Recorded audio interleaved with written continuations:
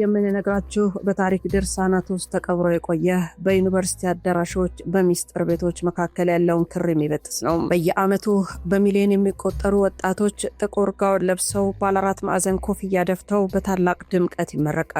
ነገር ግን ይህ ስነ ስርዓት ለእውቀት ክብር የሚሰጥበት መድረክ ነው ወይስ ሳናውቀው የምንፈጽመው ኢኖቬሽን? የሚስጥር ማህበራት አባልነት ጥምቀት ፈርስት ዲግሪ፣ ሰከንድ ዲግሪ እያልን ስንቆጥር በዓለም ዙሪያ ካሉት የሚስጥር ማህበራት የደረጃ እርከኖች ጋር እኩል እየተጓዝን ይሆን? ዛሬ ይህንን ጥቁር መጋረጃ ከናንተ ጋር ልንገልጠው ተገናኝተናል። ሰላምን ከጤና ፍቅርን ከበረከት ጋር ተመኘንላችሁ ውድ ቤተሰቦቻችን፣ በያላችሁበት የዓለም ዳርቻ ሁሉ እንደምንቆያችሁን ከላይ በመግቢያችን ባስደመጥናችሁ እጅግ አንገብጋቢ የሆነ ጊዜያችንን የሚያወጅ መረጃ ነው ይዘንላችሁ የመጣ ነው። አብራችሁን ስለምትሆኑ ከወዲሁ እናመሰግናለን። በጣም የምታተርፉበት መረጃ እንደሆነ ቃል እንገባለን። አብራችሁንም ስለምትሆኑ ከወዲሁ ነው የምናመሰግናችሁ። ሮማን ጽጌ ነኝ ከአክሱም ቲዩብ። ሰናይ ቆይታ ይሆንላችሁ። የጥበቡ ጠንሳሾች ጀስዊቶችና ፍሪሜሰንሶች ለመሆኑ እነማን ናቸው? የዘመናዊውን ዓለም የትምህርት ካሪኩለም የቀረጹት ጥንታዊ ሀያላን ቡድኖች ናቸው ጀስዊቶች። 1540 በኢግናሽን ሎያላ የተመሰረተው ይህ የካቶሊክ ወታደራዊ ቡድን የአምላክ ወታደሮች ይባላሉ። መቀመጫቸው ቫቲካን ቢሆንም ዓለምን ለመቆጣጠር የሰው ልጅን አእምሮ መቅረጽ እንዳለባቸው ቀድመው ተረድተዋል። ራሽዮ ስቱዲዮም የተሰኘው ሰነዳቸው የዛሬው የክፍል ትምህርት የፈተናና የደረጃ መሰረት ነው። ፍሪሜሰንሶች በለንደን በ1717 በይፋ ቢመሰረትም ታሪካቸው እስከ ሰለሞን ቤተ መቅደስ ግንበኞች ይደርሳል።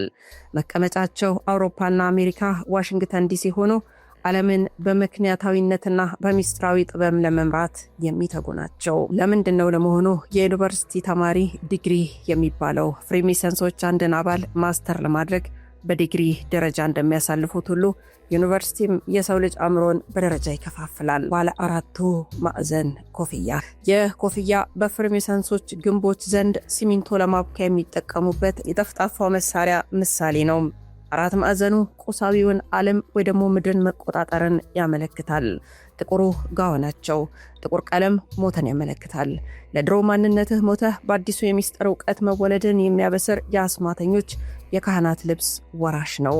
መነሳነሱ ደግሞ ከግራ ወደ ቀኝ መዞሩ ከጨለማ ወይ ደግሞ አላዋቂነት ወደ ብርሃን ኢሉሚናንቲ መገለጥ መሸጋገርን የሚገልጽ የጥንቆላ ስርዓት አካል ነው። ዓላማቸው ለመሆኑ ምንድን ነው ብላችሁ መጠየቃችሁ አይቀርም። ግብረገብነትና ሃይማኖትን ከትምህርት ገበታ አስወግዶ የሰው ልጅ አእምሮ በአንድ ዓለም አቀፋዊ ካሪኩለም ስር ማጥመድ ነው። አርኖን እንግለጠው። አምላክ ሰውን በነፃነትና በልዩነት ፈጥሮታል። እነዚህ ቡድኖች ግን የሰው ልጅ ስታንዳርድ በማድረግ እንደ ሸቀጥ ደረጃ በመስጠት በቁጥጥር ስር በመዋል የፈጣሪን ሚና ለመተካት ይሞክራሉ። መገለጡስ ብለን ፈትሸናል። በዩኒቨርሲቲ 33 ዓመት ባንማርም በ33ኛው የፍሪሜሰን ዲግሪ ላይ የሚገኘው ታላቅ መገለጥ የሚባለው ሚስጥራቸው ሰውን ወደ አምላክነት ማሳደግ ይሉታል። ሎቶ ስብሐት። ይህም በመጽሐፍ ቅዱስ መጀመሪያ ላይ እንደተጠቀሰው እንደ አምላክ ትሆናላችሁ የሚለውን የሰይጣንን የመጀመሪያው ፈተና ቀጥተኛ ነጸብራቃቸው ነው። እንቀጥል። ዩኒቨርሲቲ ገብተን ዲግሪ እንቀበላለን። ይህ ቃል የመጣው ከላቲኑ ዲግራደስ ሲሆን ትርጉሙም እርከን ማለት ነው።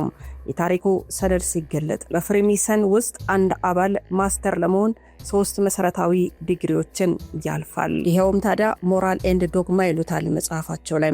ዲግሪዎች የእውቀት መገለጫ ሳይሆኑ የሰው ልጅን አእምሮ በደረጃ የመቆጣጠሪያ መንገዶች እንደሆኑ ይገለጻል። ንጽጽሩን ስናየውም በዩኒቨርሲቲ ባችለር እንደሚባለው ማስተርስ እናም ፒኤችዲ ተብለው መከፈላቸው የአጋጣሚ ተመሳሳይነት እንዳይመስላቸው። የጀስዊቶችን ሚና ስንፈትሽ ደግሞ ዘመናዊውን የትምህርት ካሪኩለም የቀረሱት ጀስዊቶች ናቸው። መቀመጫቸው ቫቲካን ሲሆን በ1599 ባወጡት ሰነድ የዓለም ትምህርትን አንድና ወጥ አድርገውታል። ጥቁሩ ቀለም ለዓለማዊ ማንነት መሞትን ያመለክታል። ተማሪው ለድሮ ማንነቱ ሞቶ በድርጅቱ ወይ ደግሞ በዩኒቨርሲቲው ሚስጥራዊ እውቀት ዳግም ይወለዳል። ሌላው አራት ማዕዘኑ ኮፍያና የግንበኞቹ ሰሌዳ የሚሉት ነው። የግንበኞቹ መሳሪያ ፍሬሚሰንስ የመጣው ከድንጋይ ግንበኞች ማህበር ነው። ግንበኞቹ ሲሚንቶን የሚያቦኩት ጠፍጣፋ ሰሌዳ ይመስላል። ትርጉሙም አራቱም የዓለም ማዕዘናት ቁሳዊውን ዓለም መቆጣጠርን ያመለክታል። መነሳነሱ ከግራ ወደ ቀኝ መዞሩ ደግሞ ከላይ እንዳልኳችሁ ዘ ራይት ኦፍ ፓሴጅ ይባላል። ይህ አንድን አባል ወደ ሚስጥር ማህበር ሲቀላቀሉ የሚፈጽሙት ስርዓት ቀጥተኛ ቅጃቸው ነው። አደገኛ ነው ግንባቸው ይባላል። ዩኒቨርሳል ማን አንድ ወጥ ሰው መፍጠር ነው። ፈጣሪ ሰውን በልዩነቱ በነፃነት ሲፈጥረው እነሱ ግን በካሪኩለም ታጥረው አንድ አይነት እንዲያስብ ያደርጉታል። የ33ኛው ዲግሪ ሚስጥርም በዩኒቨርሲቲ 33 ዓመት ባንማርም ከፍተኛ የፍሬሚሰን ደረጃ ግን 33 ነው። እዚህ የነሱ ደረጃ ላይ የደረሰ መገለጥ ደርሶለታል ይላሉ፣ ወይ ደግሞ አምላክ ነው የሚል የጥንታዊውን እባብ ወይ ደግሞ የሰይጣንን ቃል ያስፈጽማሉ። የጀስዊት መሪ የነበረው አዳም ዊሻፕት የኢሉሚናንቲ መስራች ትምህርት ቤቶች ሰውን ከሃይማኖት ነጥሎ ወደ ዓለም አቀፍ ስርዓት ለማምጣት ትልቁ መሳሪያ እንደሆነም ጽፏል። ታዲያ በየዓመቱ በሚሊዮን የሚቆጠሩ ወጣቶች ተመረቀን ብለው ሲያከብሩ ሳያውቁት አንድ ጥንታዊ የሚስጥር ማህበር ስርዓትን እያስፈጸሙ እንደሆነ ማን ነገራቸው?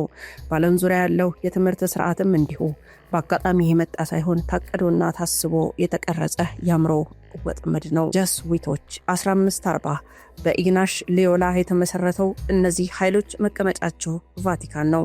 የአምላክ ወታደሮች ተብለው ቢጠሩም ዋና ግባቸው ግን በዓለም ዙሪያ ያሉ መሪዎች፣ ምሁራን በአንድ የካቶሊክ ጀስዊት አስተሳሰብ መቅረጽ ነው። በ1599 ያወጡት ራሽዮ ስቱዲዮም የተሰኘው ሰነድ የዛሬው የክፍል ትምህርት የዲግሪ ደረጃና የፈተና ስርዓት ቀጥተኛ መመሪያ ነው። እነዚህ ኃይሎች በዓለም ላይ ያላቸው ተጽዕኖ እንዲሁም በታሪክ አጋጣሚ የመጣ ሳይሆን ትውልድን የመቅረጽ ስልጣኔን የማዘመን ስልታዊ ሂደት ነው። ተጽዕኖ የሚታየውም በሶስት ዋና ዋና የኃይል ማማዎች ላይ ነው። የትምህርቱን ተጽዕኖ እንመልከተው። አንድ ዓለም አንድ ካሪኩለም። ከአዲስ አበባ እስከ ኒውዮርክ፣ ከለንደን እስከ ቶኪዮ ያለው የትምህርት ስርዓት አንድ አይነት መሆኑ ትልቅ ማስረጃ ነው። የአእምሮ ኮንዲሽኒንግ ጀስዊቶች በፈጠሩት የትምህርት መዋቅር የሰው ልጅ ከልጅነቱ ጀምሮ ጥያቄ ሳይጠይቅ የታዘዘውን እንዲያጠና ይደረጋል። ይህም ታዲያ ፕሮዚን ኤዱኬሽናል ሞዴል ተብሎ የሚጠራው ስርዓት ሰውን ወደ ሮቦትነት በመለወጥ ለስርዓቱ ታዛዥ የሆኑ ሰራተኞችን ማምረት ነው። ታሪክን ማዛባት ሌላው ግባቸው ነው። በካሪኩለም ውስጥ የሚካተቱ የታሪክ መጻሕፍት በእነዚህ ቡድኖች የጸደቁ ናቸው።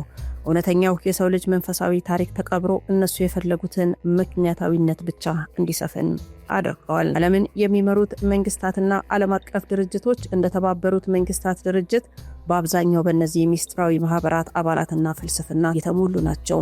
የአሜሪካን ምስረታ እስኪ እንየው።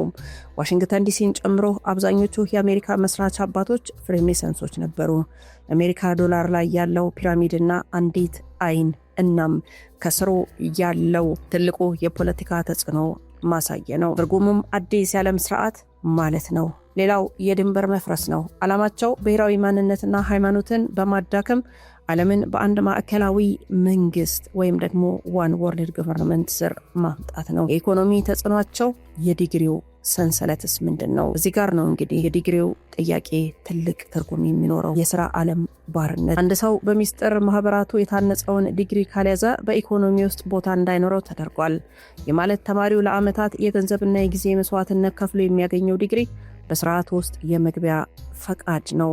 ቁጥጥሩም የዓለም ባንኮች፣ የገንዘብ ዝውውር የሚቆጣጠሩት ቤተሰቦች፣ ለምሳሌ ሮዝ ቻይልድ ሮክፌለር ከነዚህ ሚስጥራዊ ማህበራት ጋር ትስስር አላቸው። አደገኛ ናቸው። የአምላክ ተቃራኒ መሆናቸው አደገኛ ያደርጋቸዋል። እነዚህ ኃይሎች የመጨረሻ ግባቸው ሰውን ከፈጣሪ መነጠል ነው። አንደኛ መንፈሳዊ እውርነትን መፍጠር ነው። ሰውን ቁሳዊ ነገር ላይ ብቻ እንዲያተኩር በማድረግ መንፈሳዊ አይኑን መሸፈን። ሁለተኛ የተገላቢጦሽ እውነትን ነው የሚነግሩት። መጥፎውን ጥሩ፣ ጥሩን ደግሞ መጥፎ አድርጎ የማቅረብ ጥበብ። ለምሳሌ እውነተኛውን የፈጣሪ ጥበብ ኋላ ቀር ብሎ መፈረጅ፣ የእነሱን የሚስጥር ድግምት ደግሞ ዘመናዊ ብሎ ማቅረብ። ሶስተኛው ነው ደግሞ ትልቁ ትራጀዲ። የሰው ልጅ ሳያውቀው በእነሱ ካሪኩለም አልፎ በእነሱ ዲግሪ ተመርቆ በእነሱ ኢኮኖሚ ተጠምዶ ህይወቱን ሲጨርስ መጨረሻ ላይ የሚገነዘበው የገዛ አእምሮ እስር ቤት ሆኖ መቆየቱ ነው። የእነዚህ ቡድኖች ሀገራችን ኢትዮጵያን እንዴት ወደ ኋላ እንደጎተቷት ደግሞ እስኪ እንግለጥ? አሁን የልቦናችሁን አይን ክፈቱ። ይህ ጥያቄ ታዲያ በጣም ስስ ጥልቅ ምርምር የሚጠይቅ ነው።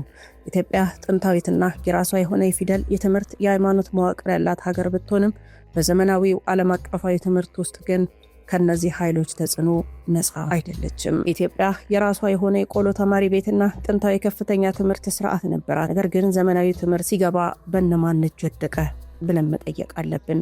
ማስረጃውን እኔ የቀዳማዊ ኃይለ ሥላሴ ዩኒቨርሲቲ የአሁኑ አዲስ አበባ ዩኒቨርሲቲ ሲመሰረት የመጀመሪያው ፕሬዝዳንት የነበሩ ሉሲያ ማት የተባሉ ጀስዊት ነበሩ። ተጽዕኗቸው ታዲያ ኢትዮጵያዊው የእውቀት መዋቅር መንፈሳዊነትና ጥበብ ተገፍቶ በጀስዊቶች ራሾ ስቱዲዮረም ላይ የተመሰረተ ምዕራባዊ ካሪኩለም በሀገሪቱ ሰፈነ። ይህም ትውልዱ ከገዛ ቋንቋው፣ ከታሪኩ፣ ከሃይማኖቱ ይልቅ ለምዕራባውያን ፍልስፍና ቅድሚያ እንዲሰጥ አድርጎታል። በኢትዮጵያ ውስጥ የሚገኙ አንዳንድ ታዋቂ ቦታዎች፣ ህንፃዎች የሚስጥር ማህበራቱ ምልክቶችን ይዘዋል።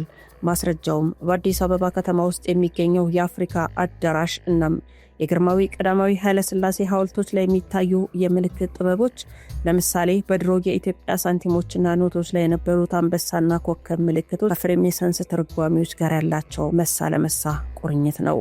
ሌላው የከተማዋ ፕላን ነው። የአዲስ አበባ መካከለኛ ክፍሎች ለምሳሌ መስቀል አደባባይና ፒያሳ አካባቢ ያሉ አንዳንድ አደባባዮችና መንገዶች አቀማመጣቸው በፍሬሜሰን የከተማ ንድፍ መርሆች ላይ የተመሰረቱ መሆናቸውን የህንፃ ባለሙያዎች ይናገራሉ።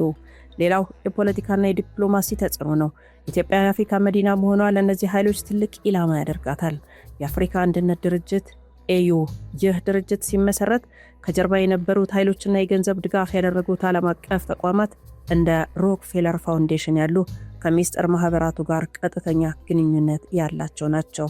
ዓላማቸውም ኢትዮጵያን እንደ አፍሪካ ሞዴል በመጠቀም አጠቃላይ አህጉሪቱን ወደ አንድ ዓለም አቀፍ የኢኮኖሚ የፖለቲካ ስርዓት ኒው ወርልድ ኦርደር ለማስገባት ነው። ሌላው የባህልና የሃይማኖት መሸርሸር ነው። ኢትዮጵያ የአምላክ ሀገር ተብላ የምትታወቅ ብትሆንም በዘመናዊነት ስም የባህልና የሃይማኖት እሴቶች እየጠፉ ነው። ማስረጃውም በዩኒቨርሲቲዎች የሚሰጡ የፍልስፍና የሳይንስ ትምህርቶች አብዛኛውን ጊዜ ፈጣሪንና መንፈሳዊነትን ኋላ ቀር አድርገው የሚያቀርቡ ናቸው። ይህም ተማሪው ዲግሪውን ይዞ ሲወጣ የራሱን ማንነት እንዲንቅና የምዕራባውያንን ሴኩላር አስተሳሰብ እንዳያመልጥ ያደርገዋል። ኢትዮጵያ አልተወረረችም እንላለን። ነገር ግን አእምሯችን፣ ትምህርታችን፣ ስርዓታችን በጀስዊቶችና በፍሬሜሰንሶች ጥቁር መጋረጃ ተሸፍኗል። ዛሬ በአዲስ አበባ ጎዳናዎች የምናያቸው ሐውልቶችና የምንማርባቸው ዩኒቨርሲቲዎች ሳናውቀው የአንድ ትልቅ ዓለም አቀፋዊ ድራማ ተዋናይ እያደረጉን ነው።